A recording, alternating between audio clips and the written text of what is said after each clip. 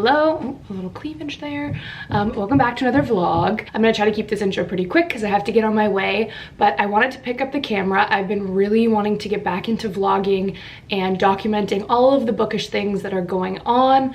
I'm gonna try to keep the vlogs focused on kind of my literary lifestyle. Obviously, I'll include a few personal things because that's really what's going on in my life. But I thought today was a great day to pick up the vlog because I am heading to Queen Books. It's a beautiful bookstore in Toronto, and I'm moderating my friend, internationally best-selling author Bryn Turnbull's book launch. So this is her third historical fiction novel. It's called The Paris Deception. So Bryn is a dear friend. I jokingly call her my writer wife.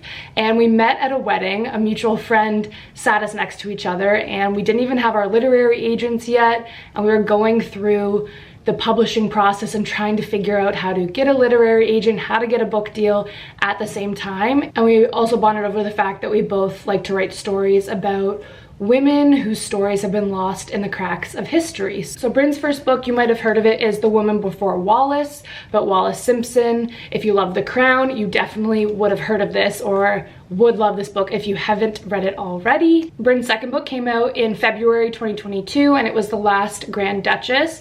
It's about the Romanovs, extremely fascinating story in Imperial Russia as told through the lens of Olga Romanov. And then her latest book, which just came out today, is The Paris Deception, which is about art theft in Nazi-occupied Paris during World War II. And this book has two protagonists. There's Sophie, who fled Germany with her brother and is now an art restorer at Jeu de Paume, a museum in Paris.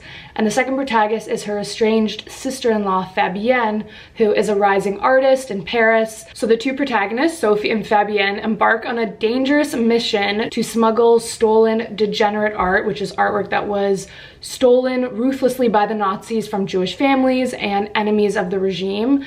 They try to smuggle the art out of the museum to prevent them from being burned in a bonfire outside of Paris and replace them with forgeries, right under the watchful eye of the Nazi regime. But how long can they maintain their illicit deceit? So incredibly thrilling if you love historical fiction. This is a very beautifully written character study. I love Bryn's characters. She brings the history of World War II Nazi-occupied Germany to life. And it has a bit of a Thomas Crown Affair Da Vinci Code feeling with the art theft and forgery. So this is the book that I'll be moderating tonight. And Bryn will be doing a Q&A, a book signing, there's wine, there's cheese. I'll get to mingle with other authors and writers and readers, so I'm really excited. I broke out my favorite summer suit for the occasion, if you can see here. I also was in a wedding recently and I had fake nails for it and they're still on, and I feel a little bit like I cannot touch anything. It's hard to type. I'm figuring out how to type on a phone, on my keyboard again. And yeah, hopefully I don't stab anybody. They're a bit of a weapon. People with long nails, I don't know how you do it. They're beautiful. They're not used to having this long of nails, and yeah, they feel a bit like a weapon.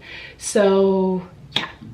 Anyway, it is a beautiful day. I'm on my way to the bookstore. I'm gonna try to get there a little bit early, just see if I can do anything to help set up. Because I am moderating, I won't be able to get that much footage, I don't think, of me actually talking and interviewing Bryn, but I'll make sure to take some B-roll of the whole scene. And I just wanted to take you behind the scenes of what it is like on a pub day, publication day, or a book's birthday when it's launched and what kind of an author does. So this is my dear friend Bryn's book launch, and I cannot recommend any of her books more, especially if you're a historical fiction lover.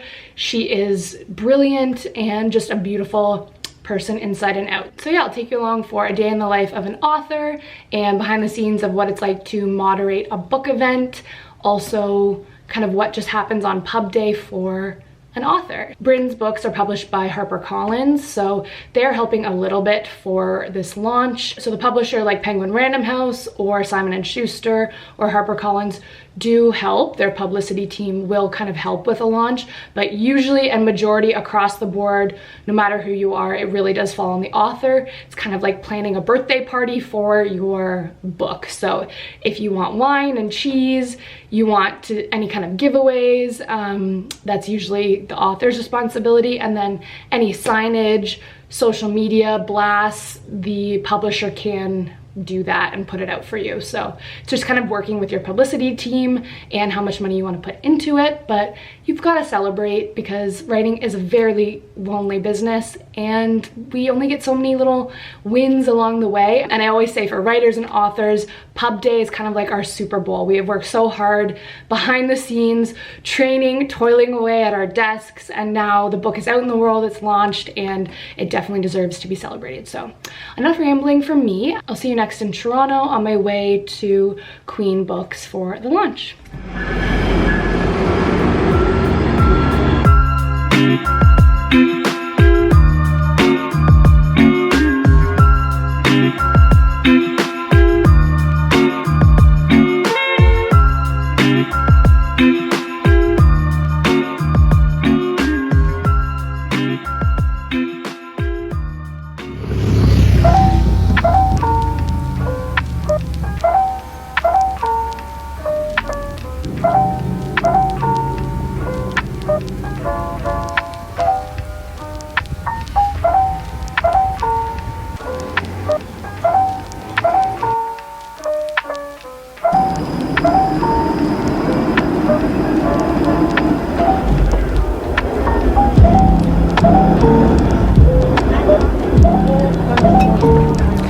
Okay, guys.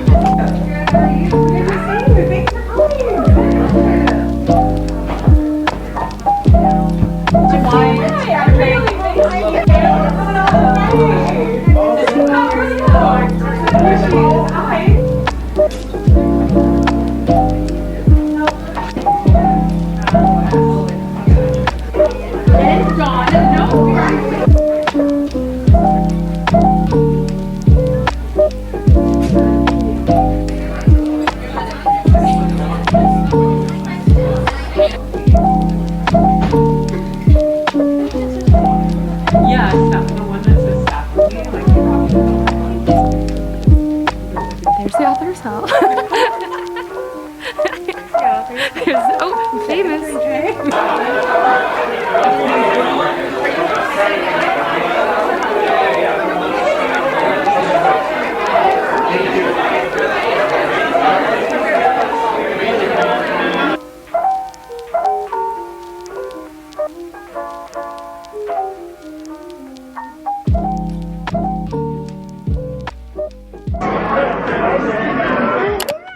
Hello, good morning.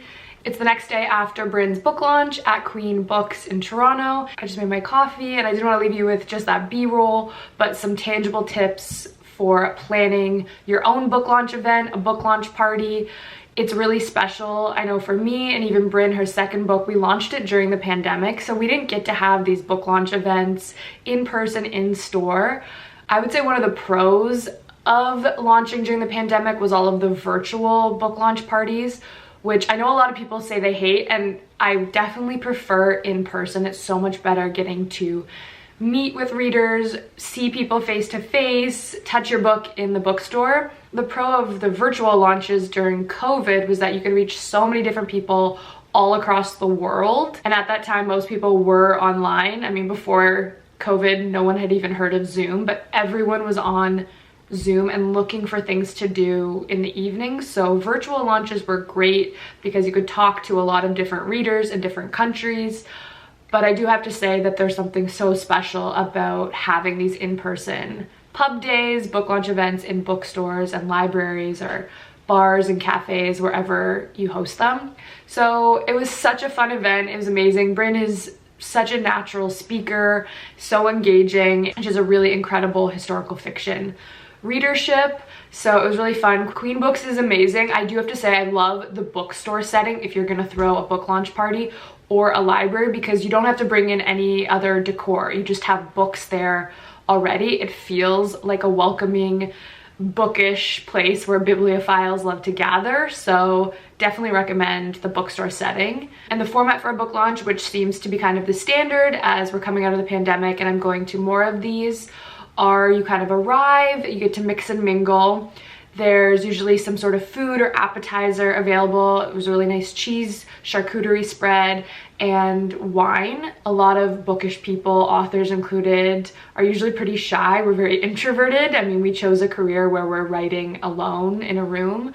So coming out to these kinds of events isn't always the most natural and comfortable for writers, authors, and readers. It's scary to kind of put yourself out there. So I know personally, even I'm holding my coffee like this right now, and it's nice to have something in your hands, something to do when you get there versus kind of just looking around. So definitely not necessary at a book launch event, but it is nice to have access to some sort of food and drink option. And then it's always nice to hear the author speak both about the book, but also the process of getting that book to publication, the behind the scenes writing craft stuff. What is their day-to-day writing routine like? Do they have any quirks and rituals that they do? What was the research process like? Which were their favorite characters to kind of delve into? All of that craft stuff is really interesting as well. So that's how we kicked it off. There was a moderated portion where I was moderating, interviewing Bryn, a nice easy back and forth conversation for about 45 minutes, which I wouldn't go any longer than that, but it felt really natural and flowing. And then we opened up the floor for Bryn to do a Q&A with the audience. So that was great. Everyone asked really engaging, interesting questions. And then following that, Bryn was available at the signing table. You could purchase a book from the bookstore, or if you're having this at a bar or a cafe or restaurant, another establishment, you can ask any of your local bookstores. A lot of the time they do events and they will set up a table and sell the books there for you, which is really great because you can support a local independent bookstore while also selling your own books. So Bryn went behind the signing table, signed a bunch of books. You could purchase one, talk to her one-on-one. It was really nice. And then there's a bunch of photo opportunities, and then you can mix and mingle with other like-minded readers and writers. So other little tips that I would recommend is it is nice to have some sort of props, set up your books in a nice display. Bryn had beautiful flowers that matched her book cover. That's always a nice touch to bring in. And if you are able to get your book cover enlarged on a foam core Bristol board, set it up on an easel. It's nice to have behind where you're signing. As well, Bryn's book is called The Paris Deception, so I love that her publicist from HarperCollins was able to find and bring a huge cardboard cutout of the Eiffel Tower, which just added to the Paris Deception scenery. It was really cool. Bryn also set up a table with giveaways and prizes. There was a raffle, so that's fun, kind of interactive for people to do at the event. And this is not a necessity if it's within your budget. It is a nice thing to be able to hire a photographer or a cinematographer to capture footage, candid moments throughout the event that you can use in marketing materials afterwards, in your media kit, on your social media channels. Again, not a necessity if you also just have a friend or a family member who has a great eye and is able to take some photos and video footage for you. It's awesome to have that, but just make sure you ask them in advance so that they know kind of what you'd like them to capture. I also think a nice touch is the next day or the week after to send personalized thank you cards, or even just a social media caption thanking readers and everyone who came out to support the launch, the bookstore where it was held. And Bryn was so sweet. She gave me a beautiful bouquet of flowers and a card for moderating.